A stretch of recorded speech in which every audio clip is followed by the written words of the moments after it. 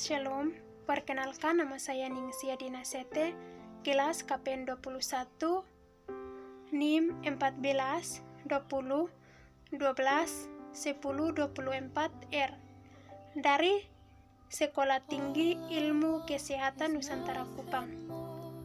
Dalam video kali ini saya akan membahas sedikit mengenai negara hukum, hak asasi manusia, dan wawasan Nusantara sebagai geopolitik Indonesia.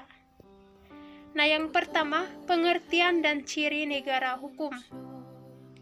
Nah, negara pada hakikatnya adalah suatu masyarakat sempurna yang para anggotanya itu menaati aturan yang sudah berlaku. Di dalam masyarakat itu berpendapat bahwa sempurna itu memiliki dua kelengkapan, yaitu kelengkapan internal dan kelengkapan eksternal. Nah, untuk kelengkapan secara internal yaitu adanya penghargaan nilai-nilai kemanusiaan di dalam kehidupan masyarakat itu, seperti saling menghargai hak sesama anggota masyarakat. Nah, berikutnya kelengkapan secara eksternal, yaitu jika keberadaan suatu masyarakat dapat memahami dirinya sebagai bagian dari setiap organisasi masyarakat yang lebih luas. Berikutnya, ciri-ciri negara hukum. Nah, konsep negara hukum yang berkembang pada abad 19 cenderung mengarah pada konsep negara hukum formal, yaitu pengertian negara hukum dalam arti sempit. Nah, untuk dalam dekade abad 20, konsep negara hukum itu mengarah pada pengimbangan negara hukum dalam arti material yang tujuannya untuk memperluas peran pemerintah terkait dengan tuntutan dan dinamika perkembangan zaman. Nah, konsep negara hukum material ini dapat dikembangkan di abad ini memiliki beberapa ciri yang melekat pada negara hukum, yaitu yang pertama, HAM terjamin oleh undang-undang, kedua, supremasi hukum, ketiga, pembagian kekuasaan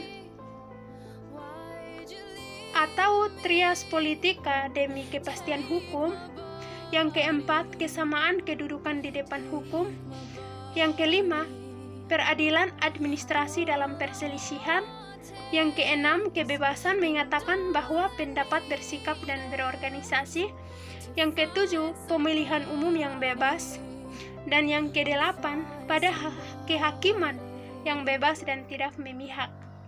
Nah, berikutnya makna Indonesia sebagai negara hukum. Nah, makna negara Indonesia sebagai negara hukum dinamis, esensinya adalah hukum nasional Indonesia harus tampil akomodatif, adaptif, dan progresif. Nah, untuk akomodatif artinya mampu menampung keinginan masyarakat yang dinamis. Nah, makna hukum seperti ini dapat menggambarkan fungsinya itu sebagai pengayom, perlindung masyarakat. Berikutnya, adaptif artinya mampu menyesuaikan dinamika perkembangan zaman sehingga tidak pernah usang. Nah, progresif artinya selalu berorientasi kemajuan perspektif pada masa depan. Nah, makna hukum seperti ini dapat menggambarkan kepada kita bahwa kemampuan hukum nasional untuk tampil dan praktiknya itu dapat mencairkan kebekuan dogmatika. Hukum ini dapat menciptakan kebenaran yang berkeadilan bagi setiap anggota masyarakat. Berikutnya, wawasan Nusantara sebagai geopolitik Indonesia. Nah, wilayah sebagai ruang hidup. Nah, konsep geopolitik sesungguhnya adalah ilmu penyelenggaraan negara yang setiap kebijakannya itu dapat dikaitkan dengan masalah-masalah geografi, wilayah, atau tempat tinggal suatu bangsa. Nah, negara Indonesia ini memiliki unsur-unsur kekuatan sekaligus kelemahan. Kekuatannya itu terletak pada setiap posisi dan keadaan geografi yang strategis dan kaya sumber daya alam. Nah, dalam hal ini bangsa Indonesia itu perlu memiliki prinsip-prinsip dasar sebagai pedoman agar tidak terombang-ambing dalam memperjuangkan kepentingan nasional untuk mencapai cita-cita dan tujuan nasionalnya. Nah, salah satu pedoman bangsa Indonesia adalah wawasan nasional yang berpijak pada wujud wilayah Nusantara, sehingga disebut dengan sebuah wawasan Nusantara.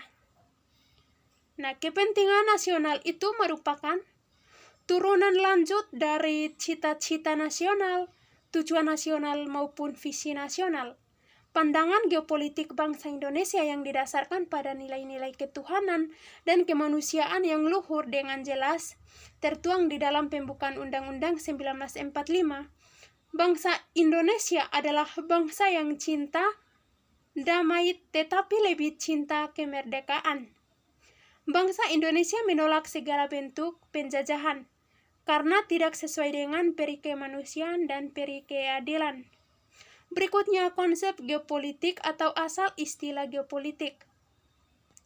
Nah, geopolitik memamparkan dasar pertimbangan dalam menentukan alternatif kebijaksanaan nasional untuk mewujudkan tujuan itu.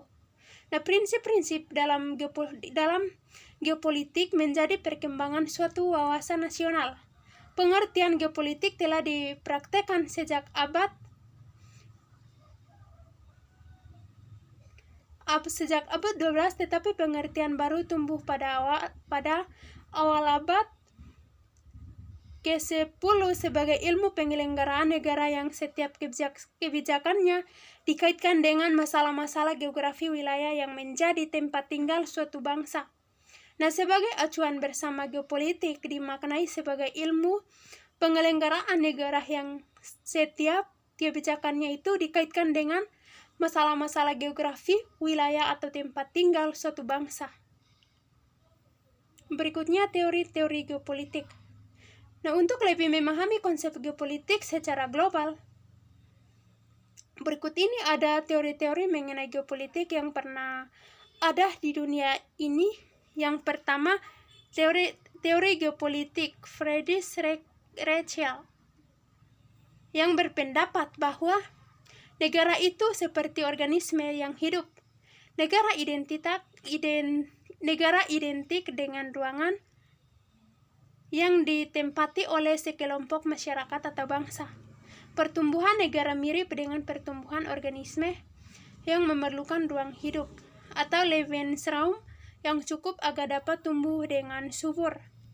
Yang kedua, teori geopolitik Rudolf Gehlen yang berpendapat tentang teori organisme, berbeda dengan Rächel yang mengatakan bahwa negara seperti organisme, maka ia mengatakan dengan tegas bahwa negara itu adalah suatu organisme, bukan hanya mirip. Negara itu adalah satuan dan sistem politik yang menyeluruh, yang meliputi bidang geopolitik, ekonomi politik, demopolitik, sosial politik, dan kratopolitik.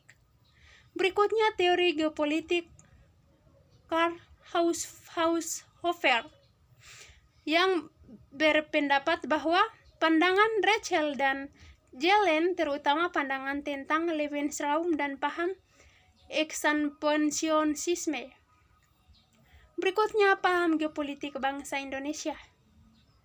Nah, geopolitik diartikan sebagai sistem politik atau peraturan dalam wujud kebijaksanaan dan strategi nasional yang didorong oleh aspirasi nasional geografik atau kepentingan yang titik beratnya itu terletak pada pertimbangan geografi, wilayah atau teritorial dalam arti luas. Suatu negara yang apabila dilaksanakan dan berhasil akan berdampak langsung kepada sistem politik suatu negara. Sebagai negara kepulauan dengan masyarakat yang berbineka, negara Indonesia memiliki unsur-unsur kekuatan sekaligus kelemahan. Nah, kekuatan itu terletak pada posisi dan keadaan geografi yang strategis dan kaya sumber daya alam. Nah, sementara kelemahannya terletak pada wujud kepulauan dan keanekaragaman yang masyarakat harus disatukan dalam suatu bangsa dan satu tanah air, sebagaimana telah diperjuangkan oleh para pendirinya negara ini.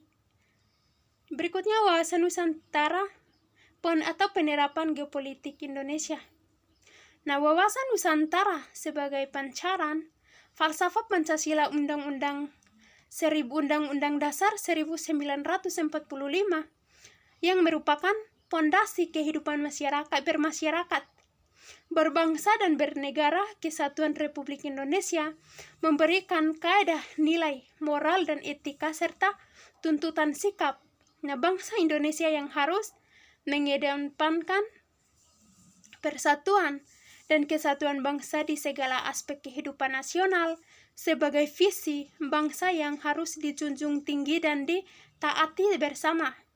Nah, kesadaran ruang negara bahwa matra kehidupan darat, laut, dan udara itu adalah wadah bangsa yang harus dijaga kelestariannya, dijaga juga eksistensinya dan daya gunakan untuk sebesar-sebesarnya kemakmuran rakyat, dijaga dari berbagai potensi kemungkinan ancaman yang dapat menjurus pada terkikisnya nilai-nilai kebangsaan, jati diri atau kepribadian bangsa, terlebih dalam era globalisasi dan otonomi daerah pada saat ini.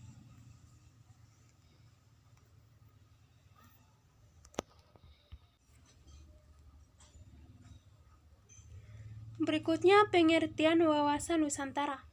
Nah, secara umum wawasan nasional berarti cara pandang suatu bangsa tentang diri dan lingkungannya yang dijabarkan dari dasar filsafat dan sejarah bangsa itu sesuai dengan posisi dan kondisi geografi negaranya itu untuk mencapai tujuan atau cita-cita nasionalnya.